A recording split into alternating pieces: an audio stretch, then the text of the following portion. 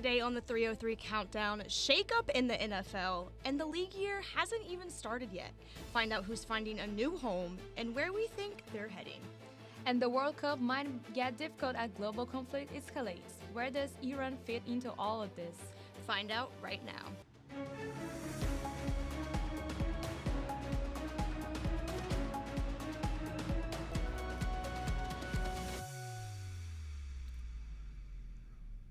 Hello and welcome to the episode 3 of the 303 Countdown. I'm Anna Gomez. And I'm Hayley Gregoire. And as you can see behind us, it's never been more foggy in the studio. Maybe it's a bad omen, maybe it's because the Bears traded DJ Moore to Buffalo yesterday. What do you think, Anna? That we'll have to stick around to find out. Let's get right to it. The Bears sent Moore and a 5th-round pick in the upcoming draft to the Bills for a 2nd-round pick in the same draft. Moore grabbed 50 receptions for 682 yards for Chicago last season. He scored 6 touchdowns, including 2 game-winning touchdown receptions, both against the Packers. Fans are now asking what's next as the deal clears $28 million in cap space for the next season. Should the Bears go all in to acquire Max Crosby from the Raiders? I have my own opinions, but that'll have to wait for later in the show. One thing is for sure, we will for sure miss his Packers trash talk. It feels amazing, especially to send them home. A win is a win, even better when we play the Packers. Brazilian Serie A's Flamengo fired coach Filipe Luis just hours after his team won 8-0 in Rio de Janeiro League semifinal. Despite the winning and the leave 0 on aggregate, fans booed the Flamengo team throughout the game.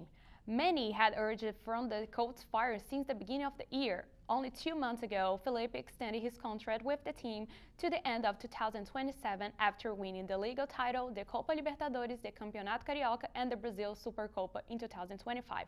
Overall, however, Flamengo had been a nightmare since the beginning of the campaign, its worst start to a season in the last 10 years. The former Atletico Madrid and Chelsea left back arrived at Flamengo as a player in 2019 and helped the team win 10 trophies, including 2 Brazilian Leagues title and 2 Copa Libertadores, before beginning his coach career in 2024. Yesterday, Flamengo announced Luis' replacement, Leonardo Jardim, who last coached at Cruzeiro Esporte Clube in the Brazilian League, and won a League One championship with Monaco in 2017.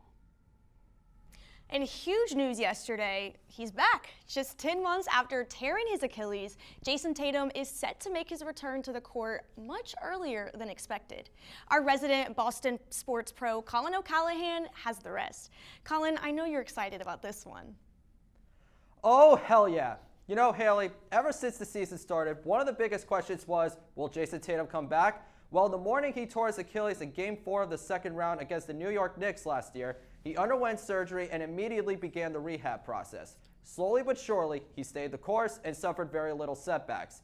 Not only has he completed every single step along the way, but the Boston Celtics are 41-21 this year with the 2nd best record in the Eastern Conference.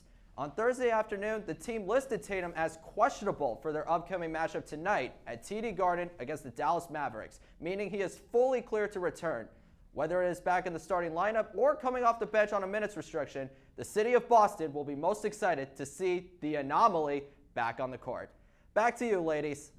Thanks, Colin, but don't get comfortable because we're just back on a Just Moment with Jonah for some March Madness talk. Oh, don't worry about me. Don't go anywhere. March Madness is just around the corner, and Colin and Jonah are breaking down everything you need to know before filling out the bracket. Colin, take it away. Thank you, Hayley. Ladies and gentlemen, March Madness is only 2 weeks away. The conference tournaments are just beginning, and it'll only be a matter of time before we see which schools will be playing each other in the first round. Yes, Colin, we live in exciting times. So there's a lot that's going to happen in between now and Selection Sunday. The bracket will change by the minute during the conference tournaments. Right now, Colin, Northwestern still has a chance. Technically. So let's get right into it. Last year, all number 1 seeds made it to the Final Four. Do we think the same is going to happen again?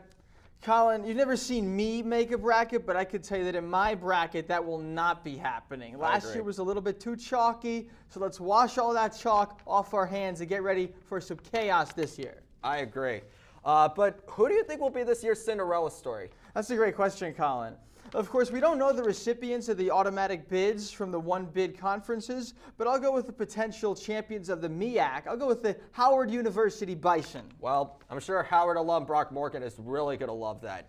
I like Miami, Ohio, too. I feel like they've been getting a lot of disrespect, but if they go as far as the Elite Eight, they have my blessing. They have my pick. But which high-ranked team do we think could be sent home a little bit earlier than expected? Duke. I don't think it's their year.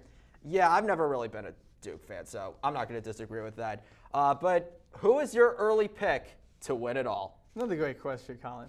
You know, coaching is very important in the NCAA tournament. Of course. So I'm going to go with one of the most proven, decorated, slightly controversial coaches in college basketball. I'm going to go with Rick Pitino and New York City's own. You got to be kidding me. St. John's Red Storm.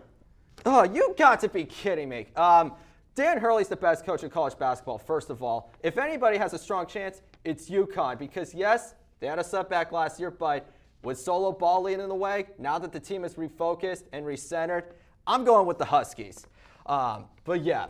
Dan Hurley's always been a little bit extra for me, to be honest. Rick Pitino isn't? You know, he's got focus. He's got his guys focused. He's turned a once great program again into a great program. You know, the Big Apple's college basketball team, I think that it's time to bring an NCAA trophy back to the Big Apple. Well, it's the only good team in New York that they got right now, just saying. Colin, we'll leave this guy alone. Colin, on the women's side, are you going to go with the famous team in your home state or somebody else? Well, I'm going with my home state, but it's not going to be the UConn Huskies. Fairfield U stacks up. That's bold. Because, listen, the MAC might not be the most prestigious conference, but let me tell you, the Stags with Megan Anderson, Katie Lamaro, coached by Carly Thibault-Dudonis. I mean, they're ranked 25 in the AP poll. They have a strong chance. They've been neck and tie with Quinnipiac pretty much all season long for their #1 spot. And the fact that they're ranked 25 just goes a long way to just show like how well they've been able to adapt, how well they've been able to adjust. And listen, this year, anything is possible, baby. I agree with that. I'm going to go with Princeton. Princeton. That's right. That's an interesting A choice. little bit of Ivy League. I didn't go to an Ivy League school, but Ivy League pride. I respect that. But go ahead. Last question for you, Colin. I want you to tell me what the controversy of the tournament is going to be. Is it going to be the refs? Is it going to be gambling? Is it going to be one of those ninth-year seniors and that whole discussion? What are we all going to be up in arms about in a few weeks? It's a great question, and I think it's going to be an officiating call. You know, I think it's going to be a controversial goaltend that people are going to be like, oh, no, that was a clean block. No, his hand was above the circle. It's going to be something like that, and it'll probably happen with like maybe 2-3 seconds left to go in the game. You know, the last second shot attempt, it'll just break off the rim, and the coach will go screaming at the ref's face along with the players, and it'll just create a lot of drama because it'll have been like, it should have been our year, because that's just pretty much how, you know, March Madness usually works. You know, something that's bothered me for a long time. Okay. General is replay, but it comes to a head in the NCAA tournament where they want to get every call right, every out-of-bounds call right, and the result is that the last minute of the game literally could take 45 minutes. Yeah. When you factor in everything, and I hope that if people eventually start getting as frustrated as I am about that particular phenomenon, and maybe we stop reviewing every out-of-bounds call to see if it scrapes somebody's knee on the way out, and let the game flow a little bit this year. That's my hope. I can't disagree with you there. So, well, the tournament is only days, weeks away, so I hope everybody gets their brackets filled out. You have to wait a little bit, but that means you too, Brock. The 303 countdown keeps rolling. Don't go anywhere. When we come back, Justin's in the studio with the very latest from the F1 circuit. New season, new drama. He's got it all. And Brock breaks down what's happening in the NFL offseason, the moves you need to know about before training camp starts. That's all coming up right after this. The F1 season is here, and there is no shortage of storylines to follow this year. Justin has been all over it. Here's his breakdown. A new face, a new team, a new track, and a brand new car. With the latest batch of tech regulations, the 2026 Formula One season is shaping up to be quite unpredictable. For the first time since 2016, a new challenger enters the paddock, thanks to the debut of Cadillac F1. The American-based team will bring in long-term Formula One veterans Valtteri Bottas and Sergio Perez for their maiden season, while partnering with Ferrari for their power units for the first 3 years. Meanwhile, the pack will also welcome in Audi Revolut, who will be picking things up right where Kick Sauber left off. Also returning to the grid is Ford, partnering with Red Bull and Racing Bulls. However, Honda will stick around, partnering with Aston Martin. Aside from the return of the 2 Cadillac drivers, there are only 2 other changes from last year's grid, both related to the revolving door for Red Bull's second seat. This year, it will be Isaac Hadjar's turn after a 1-year stint at Racing Bulls, while Arvid Limbold gets the call-up from Formula 2. Yet, all drivers will have to navigate the new tech regulations. The cars will be noticeably smaller than their 2025 counterparts, shrinking 20 centimeters in length and 10 in width. Alongside shedding 30 kilograms, the cars will no longer have the drag reduction system, giving way for the overtake mode. The new car will also allow drivers to adjust both their front and rear wings at any point on track. Finally, there's the schedule, which will see the debut of a brand new street circuit in Madrid. To make room, Imola is off the calendar while the Canadian Grand Prix moves to Memorial Day weekend, swapping dates with Monaco. Justin, given everything going around right now with the Iran conflict, how is it going to affect Formula One?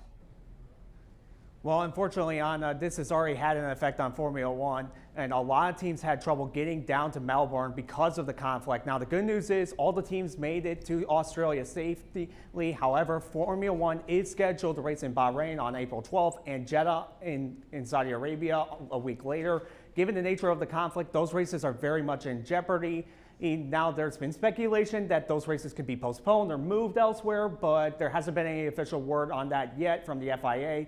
Regardless, there's going to have to be a decision soon, just given the timing of everything. Switching on to the track product, given this is a new set of tech regulations, who are the favorites to win the title? A little more fun of a topic, and if you're one of the big 4 teams, you have a reason to be hopeful. Both Ferrari and McLaren top the top 2 practices before. However, Mercedes has been the talk of the paddock. Everybody seems to be saying that Mercedes has the competitive advantage and maybe holding back a little bit. However, if you're Red Bull, don't forget about Max Verstappen. That is your ticket to a world title this year. The rest of the field seems to be in the mid-pack except for Cadillac and Aston Martin. Cadillac kind of going through the early season struggles you would expect for a new team, and Aston Martin seems like they can't even finish a race. They're talking about vibrations that can cause nerve damage after 25 laps. It's looking like it's going to be a horrendous year for Aston Martin. The NFL offseason is in full swing and things are moving fast. Brock is in the studio to break it all down for us. Thanks, Hayley. The Super Bowl was almost a month ago, but things are still busy around the National Football League as rosters for the 2026 season begin to take shape and front office leaders look to make a push for the next Lombardi Trophy. The Arizona Cardinals say they will release quarterback Kyler Murray. The former Oklahoma Sooner and Heisman winner was the former first overall pick of the 2019 NFL Draft. He was responsible for only 7 touchdowns this past season. Speaking of quarterbacks, Daniel Jones will receive a transition tag from the Colts, which is different than a franchise tag. Franchise tags are 1-year guaranteed deals for players set to become free agents. That contract would pay the average of the top 5 players at that position or 120% of the current deal, whichever is the highest. Transition tags are similar, but they're the averages of the top 10 positions. 3 offensive players received franchise tags this past Tuesday, including Cowboys receiver George Pickens, Falcons tight end Kyle Pitts, and Jets running back Breece Hall. The Cincinnati Bengals have chosen to not tag defensive end Trey Hendrickson, who has marked double-digit sacks in 3 out of his last 5 seasons with the Bengals. And lastly, Kenneth Walker, the Super Bowl MVP, is expected to not receive a franchise tag from the Seahawks. If both sides cannot agree on a deal, Walker would become only the 4th player ever to win a Super Bowl MVP and begin the next season with a new team. Also throughout the league, New England released receiver Stephon Diggs. The Rams acquire corner Trent McDuffie from the Chiefs, and Bears receiver DJ Moore is off to Buffalo. March 11th at 4 Eastern is the official start of the league new year when players can begin choosing new homes. So I'm sure there will be much more to come from pro football. Up next, the Chicago Fire future, NFL free agency, and a huge international soccer matchup. There's a lot on the table, and the panel is ready to get into it. Don't go anywhere. We'll be here right after this break. Hi there, my name is Colin O'Callahan. I'm Ryan Curtin. We're the hosts of Dialed In, and we just want to wish all the incredible and phenomenal women at Medill a happy International Women's Day. It's not only just an honor to be able to go to school with all of you and being able to share so many classes with you, but it's even more of a blessing to just be friends with all of you and to get to know each and every one of you. You're all phenomenal. You're so incredible. Love you so much. Just being in class with you is one thing, but getting to know all of you guys outside and seeing how smart and funny and confident you all are, it's so awesome, and I love being your friend. We hope you enjoy the rest of your week, everybody, but happy International Women's Day, and you deserve all the love in the world, not just for this day, but every single day of the week. Yeah, every day of the year. FIFA President Gianni Infantino said yesterday the show will go on in Mexico for the World Cup qualifiers. Violence erupted last week when a cartel leader was killed in the region near Guadalajara, which is hosting 2 World Cup qualifiers near the end of March, when there's Iran, who has qualified for the World Cup already. However, the war in Iran is putting their chances in doubt. Let's start with Mexico. What do you guys think? I think it's definitely a sticky situation. I mean, on the one hand, yes, safety for civilians is the most important thing, but on the other hand, this is such a televised worldwide event that there's going to be heightened security measures. So in my opinion, I think it's fine. I think that Mexico is okay to host the semifinal or the qualifier games in a couple of weeks. I think that I put these kind of issues with Iran and Mexico in the same category, in that it's the same person. I'm not going to say who that person is, but it's the same person who's originating the situation that's causing the problems. And that person happens to be best friends with the head of FIFA, who supposedly is most interested in organizing a successful World Cup. So to me, there's kind of contradictions all over the place. I mean, at the end of the day, it's all about dollars to cents. If it's going to make sense for this country to host the games, I feel like they'll find a way to make it happen. It kind of reminds me of what happened with the NFL when they had games in Brazil. You heard players talking about it with the media on their podcasts, things like that, how they had a heavy security detail, how they weren't really allowed to leave the hotel and go out and things like that. So again, if it's going to make dollars to cents as far as the revenue that they'll take in from hosting these games, they'll find a way to make it happen. They'll have security, they'll have police, whatever the case may be. Staying with Jonah comment, journalist Emiliana Gomez said, "Why are only Mexico problems being discussed? We will work the FIFA to ensure nothing extremely happens. Here, we will have ice during the games. Seems like it happens during the Super Bowl, so it's another issue that we need to focus to." Yeah. I want to add another issue in this that's interesting is Foxborough, the little town of Foxborough, Massachusetts, is threatening to not give FIFA a license to play the games at Gillette Stadium in the first place. It's kind of a ridiculous story, but apparently FIFA isn't willing to fork over the few million dollars it takes to provide security at the stadium. And it's, FIFA basically expects these municipalities or whoever, the host committees, cities, to pay for everything, and then FIFA gets to walk away with all the money. So the World Cup, I'm excited for it, but it's just, there's kind of some aspects that are a little bit icky. But it's time to move on to the NFL. Yeah, let's take a look at some of the best free agents in the market right now, like Kyler Murray and Stephon Diggs. So, which team would be willing to take on that kind of personality this offseason? Hayley? I want to focus on Stephon Diggs first, because just some stats for you guys. With the Patriots, he was on a 3-year, $69 million year. But take a look at this. So the base salary, there was an increase from $2.9 million in 2025 to $20.6 million.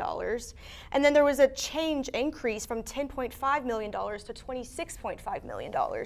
So also, he's turning 33 this upcoming year, so it makes sense for the Patriots to let him go. But my question is, which team do you think will pick him up?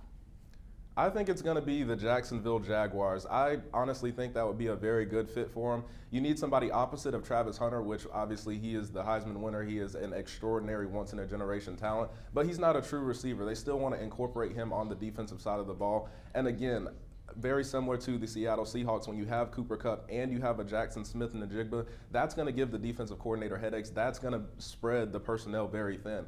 And also, you've got a young staff, you've got a young front office. These guys are not going to be afraid to take chances. They're not going to be afraid to do something unorthodox in hopes of having a winning season, in hopes of creating those big plays, things like that. So I wouldn't be surprised if he heads to Florida. I agree, but I also think it wouldn't be a bad idea if the Ravens took a look at him. Only because it's looking like Zay Flowers is setting to start this upcoming year, and at this point it's pretty well known that Lamar Jackson isn't having like a very good wide receiver. So I think it'd be pretty good for the Ravens to take a look at Stephon Diggs. You know, fellas, Stephon Diggs is a loose cannon. And oftentimes you have somebody, it's happened before, and it just doesn't end well very often when a team signs a very talented player that's also a loose cannon late in their career. And you know, as a Jets fan, I'm glad that the Jets are not in the running to sign Stephon Diggs. Well, it kind of reminds me of the Pittsburgh Steelers when they had Antonio Brown. The more you can do, the more the team is going to be able to put up with. If you're a superstar kind of guy, but you're just doing all this kind of crazy stuff off the field, but you're putting butts in seats on Sundays, you're making the big plays, the big catches, things like that, the front office, they're going to find a way to make it happen. They're going to find a way to accommodate you. But Brock, if you're not that superstar, you're going to be out of there. Brock, I got to stop you right there. Do you remember when Antonio Brown ran off the field in the middle of the game? I do, unfortunately. Okay, so then, you know, it didn't end well. What a mess this is, but looks like we're out of time, unfortunately. It's been a fantastic episode of the 303 Countdown. Make sure to follow our Instagram, 303 Sports, for tons of March Madness content. And the NBA and NHL playoffs are on the horizon. We'll see you next time on the 303 Countdown. Come on, Jonah. I'm going to get you next time. You know better than that. Yeah, Brock, you know what? This is not the Cowboys' year. Last year wasn't. Next year after that. So, you know, I just think that, you know, you got to root for a good team like the Jets. Y'all are still looking for a quarterback. It doesn't matter.